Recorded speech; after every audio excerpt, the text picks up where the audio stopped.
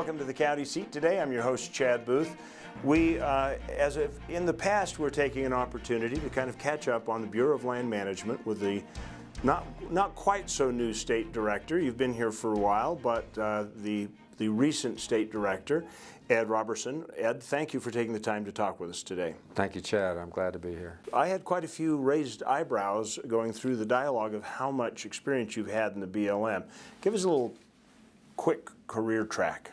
Okay, if we've got about 30 minutes, I can do that, and we can move on. But I did start with BLM in 1979, and worked at the field level, the state office level, the district level, the national level, and here again at the state level. I was the assistant director for BLM from 2007 to 2015, and that was over the Resources and Planning Division and Directorate, and was at the National Operations Center for a year and a half before coming to Salt Lake, and I got here in October. But I guess the big question is, you've been to the state, you've gone to the federal, you've come back to the state. Do you like it out here in the field better? Oh yes, oh yes. The Washington office is a great place to work.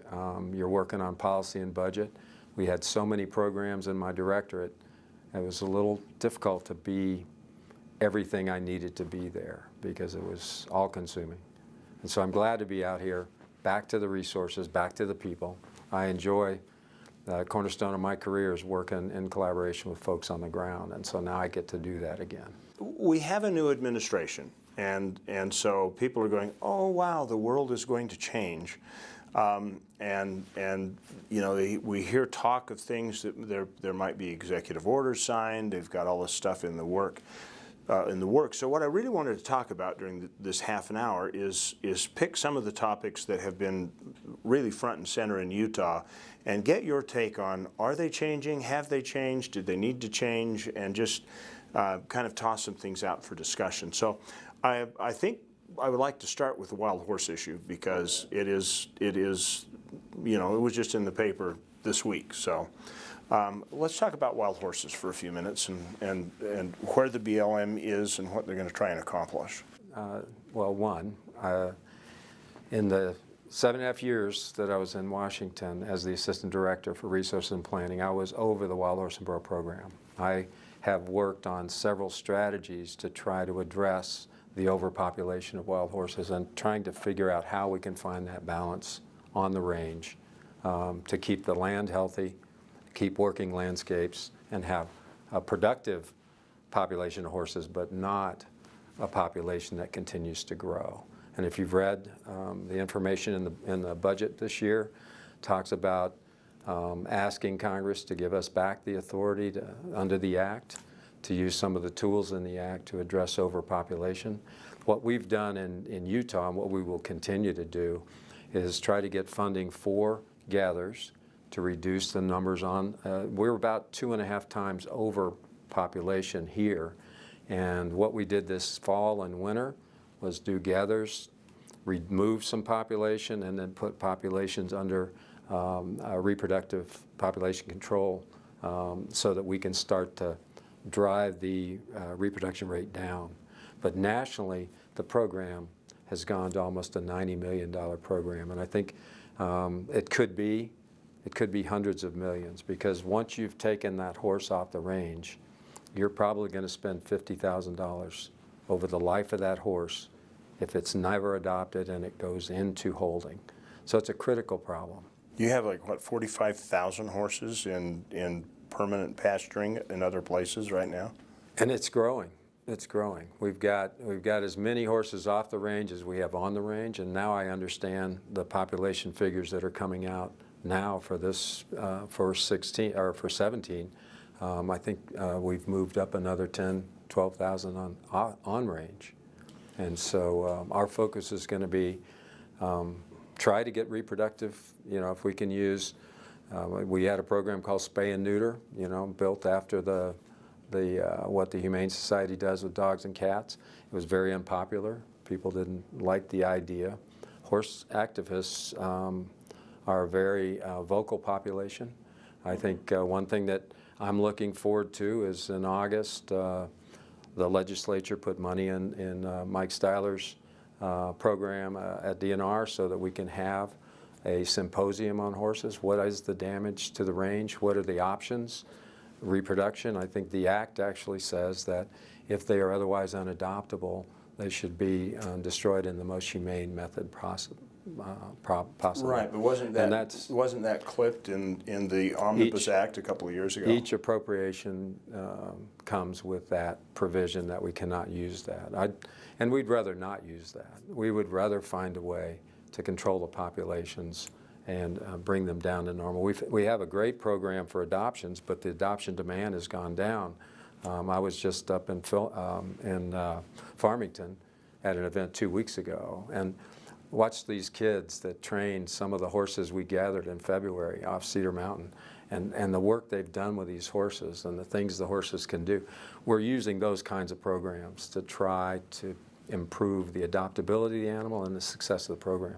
But with a population that doubles every 4 years and triples every 6 years, we've got to do something about that source cause of population growth. So in the article in the paper, one contention was that all the 22 million acres that's under grazing for cattle should just be turned over to horses. Would that solve the problem?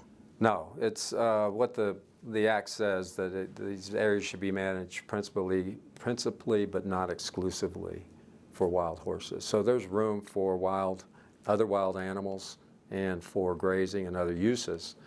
We just need to have them at that rate that was established as appropriate management level for that area. And to do that, we're going to have to use some other tools.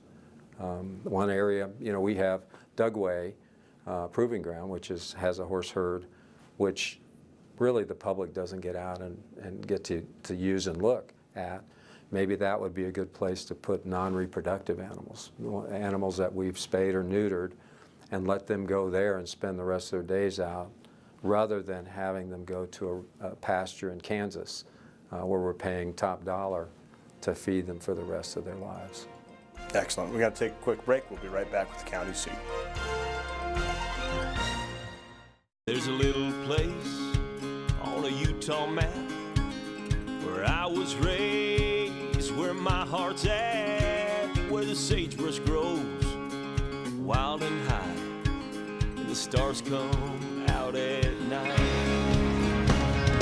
Oh, there ain't nothing like being raised in the basin with a Ute reservation, skiing starvation, that Duchesne County life. Look south to adventure. Look south to beauty. Look south to San Juan County.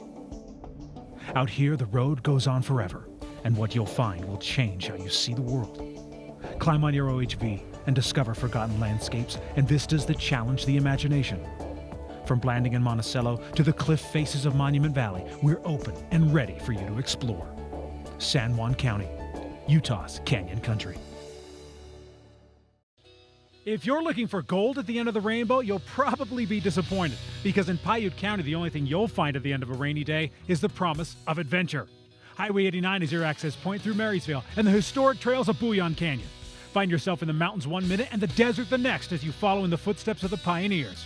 Whitewater raft, fish, hike, all within a few minutes of a comfortable bed and a warm meal. Find out why the world has made Paiute County its off-road destination. Paiute County, the place where the rainbow ends. Have you ever wanted to recreate the world around you? Add some excitement, culture, adventure? Well, there's no need to remake the world when that perfect combination already exists. Just remember 4 words. Welcome to Weber County.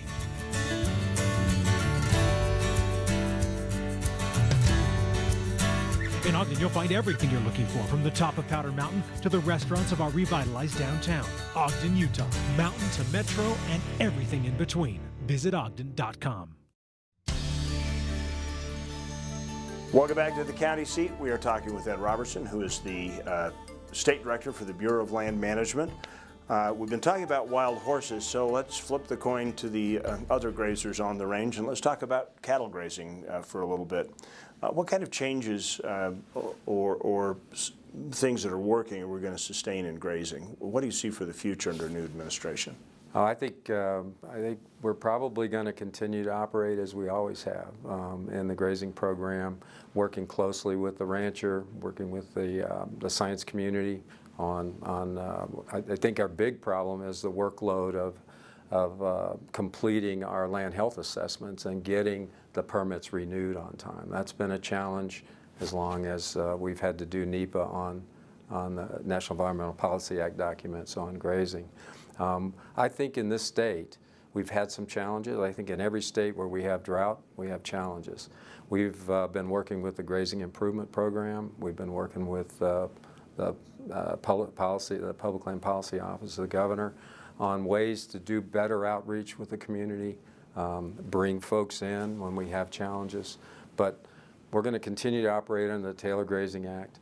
We're going to sustain numbers and permitted numbers where they're appropriate. Where we have challenges, and we've worked with that rancher, we know that we've had a drought or we have a problem in an area, we'll work with them to try to figure out how to accomplish their business needs and maintain land health. So one of the things that ranchers talk about, and it may be perception, it may be part reality, is that they say that they get AUMs cut on their grazing because the range condition isn't good enough, and then they feel that they don't get restored when the range conditions improve. Say we go into a wet cycle, we go into a drought cycle, and they say, okay, I got reduced, and then we go into a little bit more of a wet cycle, and those numbers never come back up. How do you address those complaints? Well, first, I would probably need to sit down with them and talk to them about it. I think every case, every individual case is going to be unique.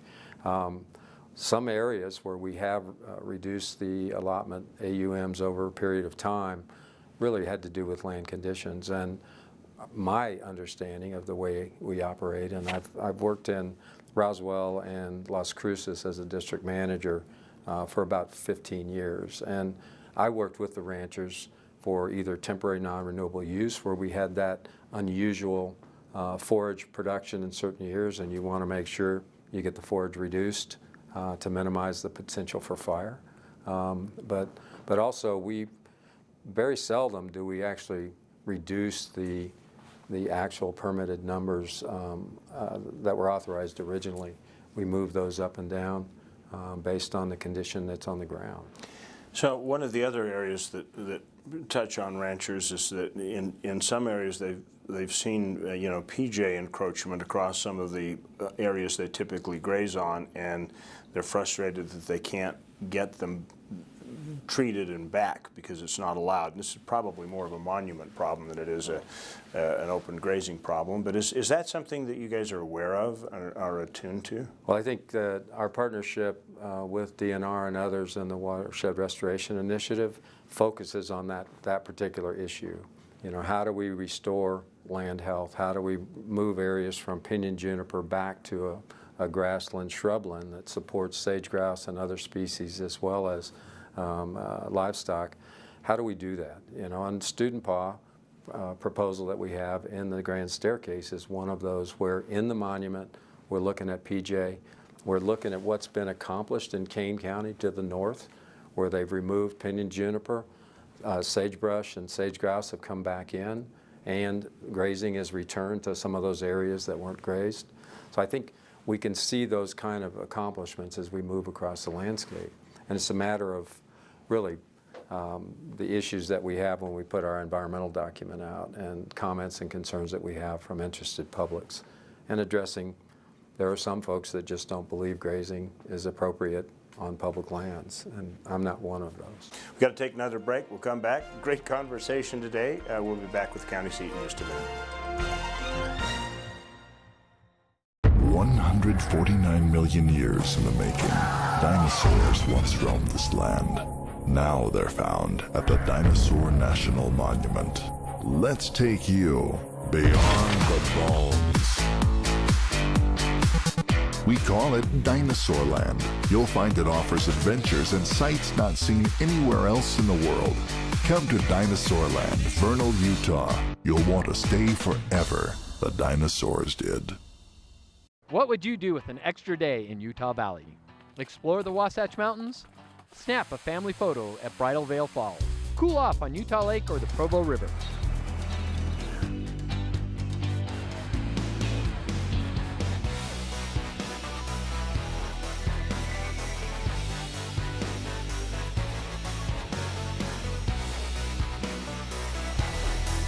No matter what you're searching for, you can find it in Utah Valley. Bring everyone together.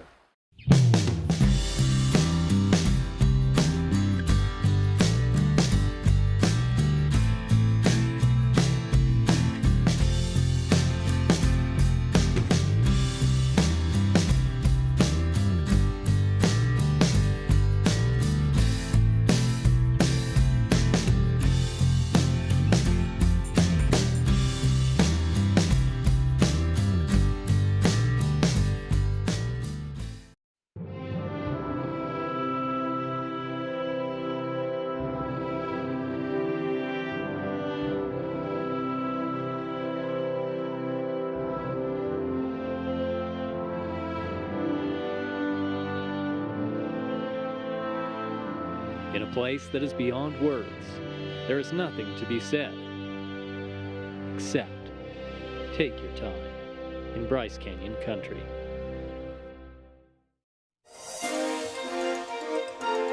Welcome back to the County Seat. Talking with Ed Roberson, State Director for the Bureau of Land Management here in the state of Utah. One of the other areas that in certain sections of the state caused a lot of stress and frustration was the moratorium on coal development that was placed in the last administration. That's now been lifted. Let's talk about how that's changing things currently on the ground. Has it changed anything on the ground yet? Has anything moved forward, and what should we expect in the future? Well, thanks for that question. The coal program is extremely important to the country and to this state for jobs and for energy as we are moving to a more diverse portfolio for energy production. And the lifting of the moratorium did help us in one way, but we were already moving toward some of the coal leases that we just issued a lease 2 months ago on the Greens Hollow mine, Sufco mine. And that actually, we sold that parcel under the past administration. It was one of those that was not affected by the pause. So that was the first one under the new administration that was issued. We did get initially the Alton Coal down in Kane County had applied for an emergency bypass lease because their long-term lease by application was being held up by the pause, and they were looking for emergency lease. So we assessed that. The prior administration left, the new administration came in, the pause was lifted, and we got a letter from Alton asking us if we would take away their bypass lease and continue to process their lease by application. And we're working on that right now. We just provided the PLEPCO a letter asking for their concurrence with our determination that it is not unsuitable to mine that area because of sage grouse. We believe we have really good science to support a decision to move forward with that. Now we're looking at all the alternatives that were in the draft environmental impact statement, and one of those is really sage grouse focused. And but it still allows the mine to extend out for about 15 years. And keeps those jobs going, keeps that power going out of that the power station that's using the energy. Our goal is to have the NEPA done this fall, final EIS, and actually have a lease sale next February. That was my next question. Is there a lease out there that could be coming down the horizon? That is the one. We actually are working on 2 others as well. Ones that had been started before under the pause, and we are moving for those as well. They are farther behind. I think Alton's the first. I am going to go out in August and go into Sufco and actually go into the mine and look at the operation there. We just had engineers and geologists out on site on Alton yesterday. And what they found with restoration of that area that was mined 2 years ago is they've got sagebrush that's about a foot and a half tall already. The restoration is looking really good there. And what has happened in the past is when they've restored those landscapes, the bird, the lek has moved with them. And they started development on private, they've moved on to state, and the next stage will be on to federal. Remediation in the path of mines actually does bring back good repopulation then. In this area it seems to. The science will tell as we move forward, and we are going to keep tracking that. We work with the DWR biologist and the Fish and Wildlife Service biologist, and our biologists really help make that call. Are we achieving that ecological improvement that we're looking for, and are the birds coming back? We're going to take a quick break. We'll be back with our final segment here on the county seat. There is a place where looking out means looking in, where an impression lasting only a few seconds will be imprinted on a life forever, where courage is forged and innocence rediscovered, where remembering is rewarding and forgetting unforgettable. There is a place where truth is felt and where seeing is believing. There is a place. It's one more, here we go again. I tell myself I'm not enough, but one more time is not enough. One last kiss and then you were gone, and I'm here wishing you could stay a little longer. Stay a little longer. Wishing you could stay a little longer.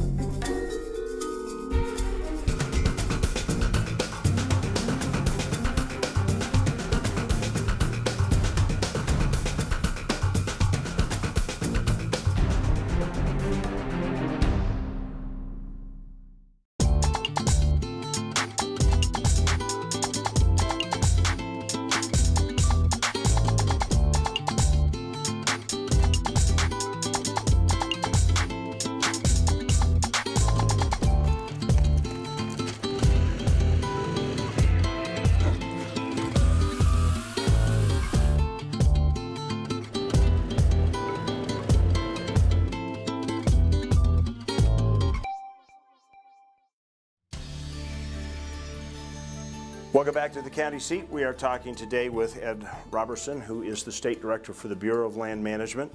I do want to touch on the master leasing program and just get your take on it. This was an area that made a lot of people on both sides of the issue a little bit crazy. Bring us up to speed on what's going on with master leasing. Yeah, that's an important issue as part of an initiative of the last administration to be smart from the start and to do oil and gas leasing in a better, more informed way. I think this new administration is still, the jury is out on how they want to treat master leasing plans, but we are not starting any new ones now, and we've been asked to pause those that we had, and we did have one on the San Rafael Desert, and we've been just asked to pause that until they actually make a policy call on master leasing plans going forward. I think what we found with the Moab master leasing plan, which we finished just as I got here, so it was a good document, but it took years. We might as well be doing our resource management plan. And I think what we might see going forward is that when I send our decision to send expressions of interest for oil and gas lease sales to the field for quarterly sales, we're asking our staff to review those parcels that are sent to them and tell us if they can protect the sensitive resources in those areas under their current land use plan. If they don't think we can, then we will withhold those tracts from leasing and we'll consider doing a plan amendment for that area. And I believe that's probably the direction that we'll move as an agency.